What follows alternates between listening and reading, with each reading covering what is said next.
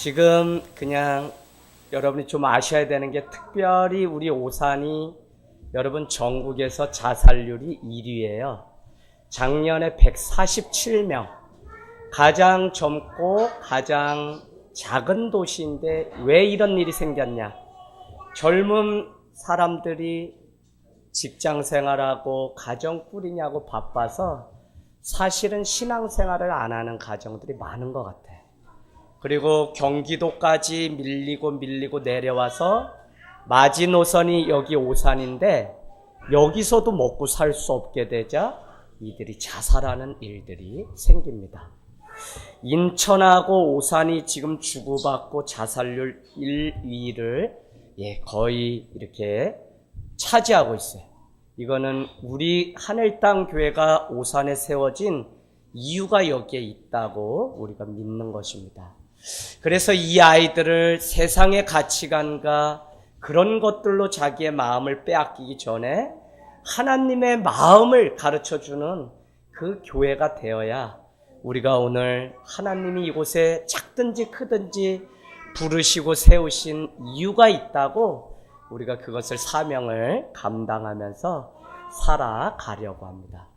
자, 이제 여기 보세요. 우리 여름 성경학교 성품학교 주제 뭔지 아는 사람 한번 우리 같이 말해볼까요? 시작. 하나님의 마음에 합한 자. 네, 하나님의 마음에 합한 자. 부자든지 가난하든지 학식이 있든지 없든지 젊든지 연세가 드셨든지 하나님 편에서는 아무 상관이 없습니다. 중요한 건 무엇이냐면 하나님의 마음에 합한 자. 더 쉬운 말로 말씀드리면 하나님의 마음에 드는 자. 더 쉽게 말씀드리면 하나님의 마음이 그 안에 있는 자.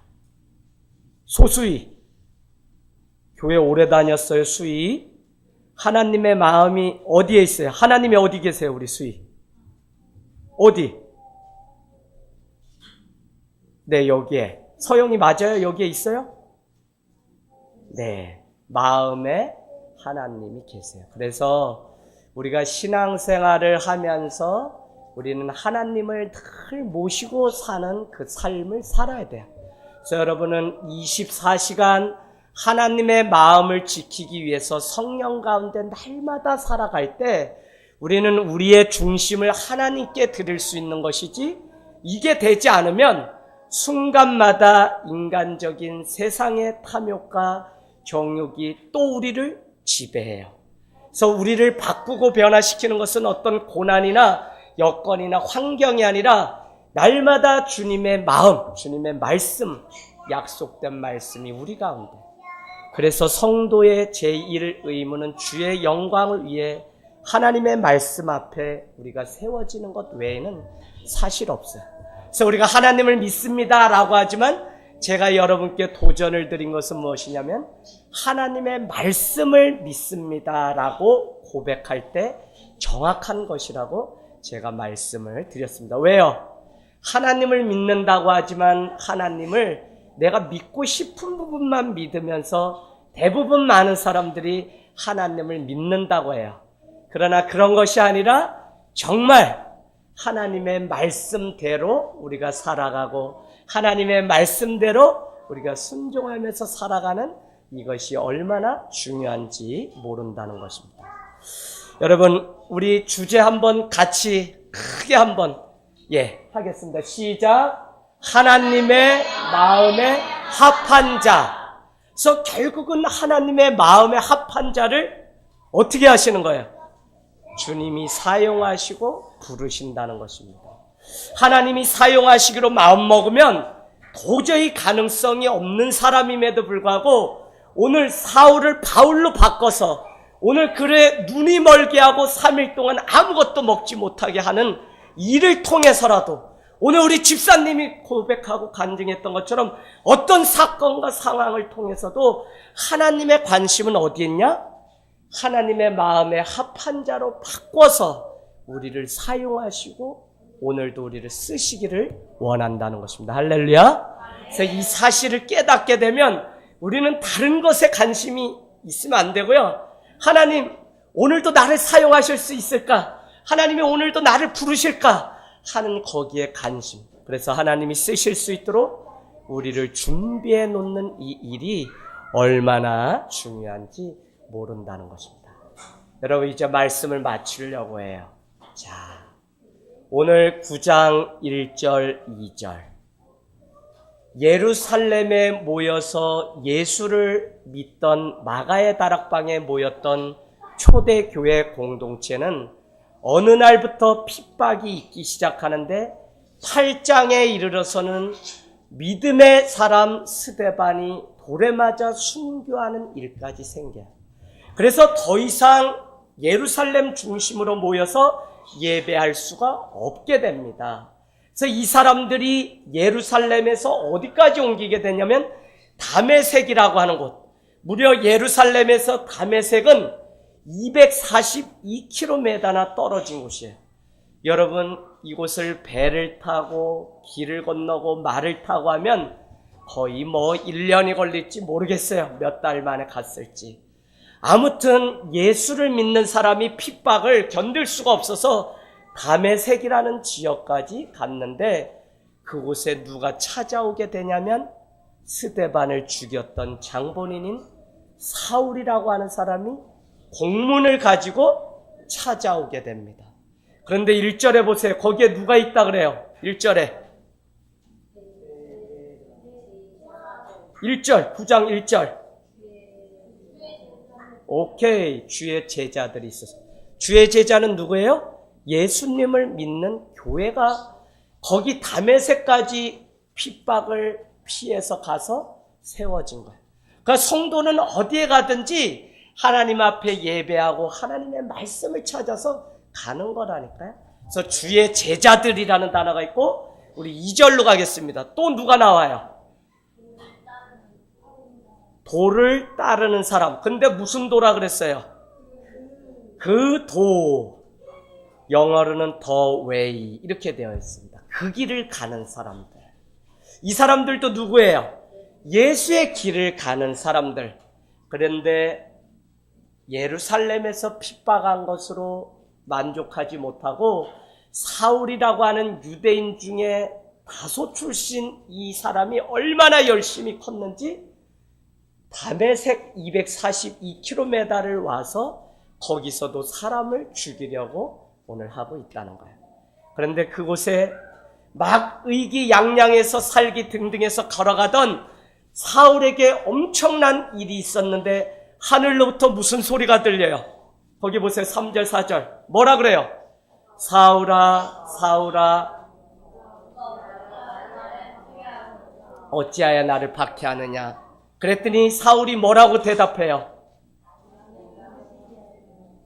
당신은 누구십니까? 라고 이야기하죠. 자, 여기서 힌트. 오늘 속으로 공과 때도 할 건데 오늘 사울은 하나님을 알고 있었어요? 몰랐어요? 예, 하나님은 알죠. 예수님을 모르죠. 그런데 이는 깨어있지를 못했던 것 같아요. 왜요? 오늘 하나님이 야 호서나 호서나 제야가 제야가 하면 우리가 어떻게 해요? 예 주님 내가 여기 있나이다 라고 우리는 고백하기 마련인데 당신은 누구십니까? 라고 오늘 사울은 말씀했다. 자, 모세 출애굽기 3장, 아브라함 창세기 12장, 이사야서 3장입니까? 6장 7절, 또 예레미야, 많은 사람들이 주님이 부르실 때 오늘 아나니아 10절로 가보세요. 10절. 아나니아야 하시거늘 대답하되 뭐라 그래요?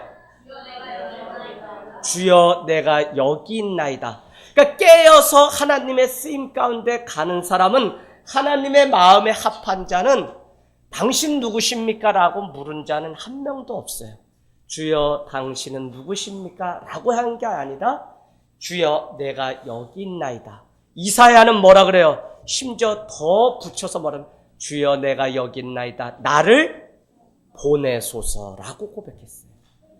여러분, 우리가 사건도 만나고 하루에도 우리가 24시간을 분 단위로 초 단위로 쪼개면 우리의 마음이 막 갈라졌다 막 이렇게 했다가 늘 우리는 훈련이에요. 또 크고 작은 일들이 우리 관계 속에서 얼마나 많이 일어나는지 몰라요. 그때도 여러분의 관심은 하나님의 마음에 내가 합해서 주님이 부르시면 어떻게 해요? 주여 내가 여기 있나이다 나를 보내소서라고 고백할 준비를 하고 있어야 돼요. 늘 이 마음이 우리 안에 회복되면 여러분 고난 가운데서도 어떻게 해요?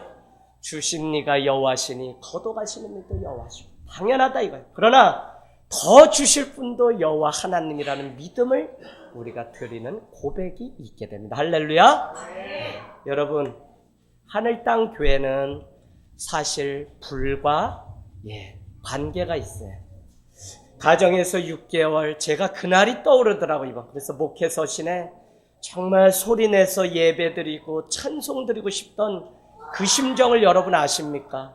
오늘날 우리 하늘 땅 교회가 너무 많은 것을 가졌기 때문에 이제 나눠줘야 된다. 가정에서 6개월 아무것도 없을 때 교회만 있다면 얼마나 좋을까 하다가 찾아간 곳이 불이 막 나서 낙뢰가 맞아서 이분도 주무시다가 어느 날 IMF 사업 망해서 이제 버섯을 재배하면서 살게 됐는데 출하한 지 3년 만에 낙뢰가 쳐서 불바다가 됐어요.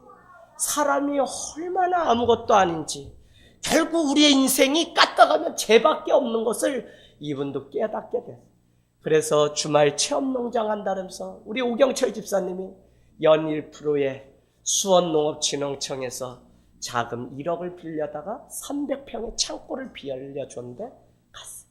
그래서 제가 빌려달라고 하고서 그냥 웃는데 그냥 제 얘기만 잔뜩 하고 서울에서 와서 이렇게 하는데 찬송만 좀 소리내서 부를 수 있도록 도와주세요.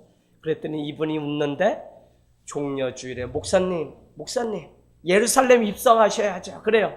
그래서 막 갔더니 우시면서 간증하기를 우리 이 버섯 농장도 낙뢰가 맞아서 다 무너져서 죽고 싶을 때에 정말 어디를 의지해야 될지 모를 때에 그렇게 있다가 이렇게 됐는데 목사님이 하신 말씀 중에 등 비빌 언덕 좀 되어주세요. 그 말이 몇 달 동안 자기만 하면 그게 자꾸 여기를 울리는데 도저히 괴로워 잘 수가 없더래요.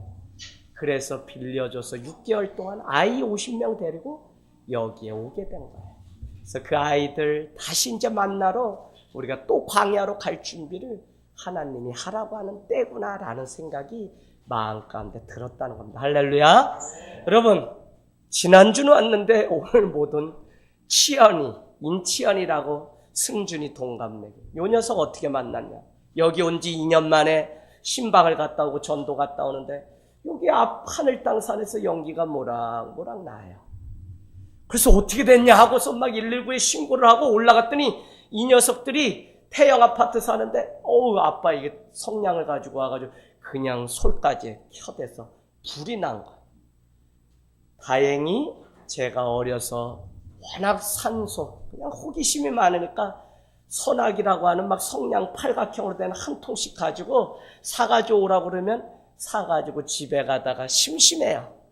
그러면 호기심이 작은데 하나를 키면 불이 붙고 한 번에 이걸 닿으면 화약이 되나 폭탄이 되나 그래가지고 제가 딱 큰 다음에 잔디밭 공동묘지에 누워서 잠깐 쉬는데 그 생각이 구름보다 벼랑간 들어가지고 그냥 했더니 이게 화약처럼 팍 터져가지고요. 그냥 그일 때 산이 불이 다 났는데 끌 방법이 없어. 헬기가 막 횡성호 공군부대 헬기가 와서 어떻게 해서 넘어갔어. 제수를 할 때 아버님께 제송해서 도와드려야 되는데 옥수수 섭이 덧지 않아가지고 이렇게 밭에 있는데 봄농사 시작하려니까 이 옥수수 섭을 태워야 되거든요. 아버님 제가 오늘은 이거 태우고서 갈게요. 그래서 성냥을 가지고 가서 다 켜대고 이제 일 다 마치고 손 씻고 이러고 한 4월에 집에 오는데 바람이 막 부는데 저기 멀리 내가 나왔는데 그 산에서 뭐가 연기가 막 나면서 그렇게 아름다운 꽃이 막 뭉게 글쎄 이건 뭔 일인가 하고 갔더니 산불이 난 거야. 전화가 있어요. 뭐가 있어요. 거기서 사람 살려 나 죽게 됐어요. 진짜 오줌 싸겠더라고요. 막 그랬더니 저기 멀리서 일하던 외삼촌이 막 오고 아버지가 막 오는데 이분들이요 불을 하도 꺼가지고 소방수 이상 너 저기 가가지고 1m 간격으로 솔까지만 긁어내라. 그래가지고 그 불을 어디로 돌리냐면 냇가 있죠, 냇가. 그 또랑으로 하면은 더는 안 번지니까 그쪽으로 해가지고요. 아유, 소방서 신고하고서 오기 전에 이미 우리가 다. 근데 한 넉 달을 제가 불꿈에 얼마나 시달렸는지 몰라요. 군대 갔더니 고성에 뭐 지뢰가 터져가지고 불이 났는데 입대하자마자 GOP 안에서 넉 달을 불 끄러 왔다 갔다 하는데 팡팡 터져. 막 죽는 일 생기고. 불하고 이렇게. 불이 아니었으면 교회가 지금 있지도 않아요. 또 성도까지도 불이 났다고 우리 집사님 그러니까 그때가 막 생각나요. 그런데 오늘 제 마음에 여러분께 드리고 싶은 건 뭐냐면 이제 교회가 성령의 불이 우리 가운데 붙기 시작하면 교회는 산불 그런 게 아니라 정말 주님께서 쓰시고 부응하는 놀라운 일들이 우리 가운데 있을 줄로 믿습니다. 여러분, 그 도를 믿는 사람들을 핍박하던 사울이 결국은 아무것도 먹지 못하고 보지 못하던 그가 아나니아라고 하는 주의 제자를 통해 안수를 받게 되면서 그 삶에 완전한 회복이 찾아왔습니다. 그래서 그가 뭐라고 안수를 한 다음에 이야기를 하냐면 이렇게 이야기합니다. 아니, 저가 믿는 자를 핍박하고 죽이던 사람인데 어떻게 내가 그 일들을 할 수 있습니까? 라고 했더니 오늘 우리가 읽은 사도행전 9장 말씀에 아니다. 저는 내가 이방인을 위하여 택한 나의 그릇이다 라고 말씀했다는 거예요. 그러면서 뭐라고 말씀하시냐면 그가 그 그릇이 되기까지 받아야 될 고난이 있다는 거예요. 누구를 위해서? 그리스도를 위해서. 빌립보서 1장 27절 예수 그리스도를 위하여 예수 그리스도를 믿을 뿐만 아니라 그를 위하여 고난을 받게 하시려고 우리에게 무엇을 주었다고요? 빌립보서 1장 27절 은혜를 주셨다고. 여러분, 고난의 때는요 성도가 반드시 있어요. 마지막 7년 대환란 그 고난의 과정을 넘어서야만 우리는 완전한 부활을 한다고 성경은 말씀하고 있어요. 여러분, 불시험이 오지만 이상한 일로 여기지 말라. 뭐라 그래요? 우리 정혜경 원찰리 뭐라 그랬어요? 베드로전서 4장 불시험을 이상한 일로 여기지 마라. 그러면서 뭐라 그래? 즐거워하라. 그리고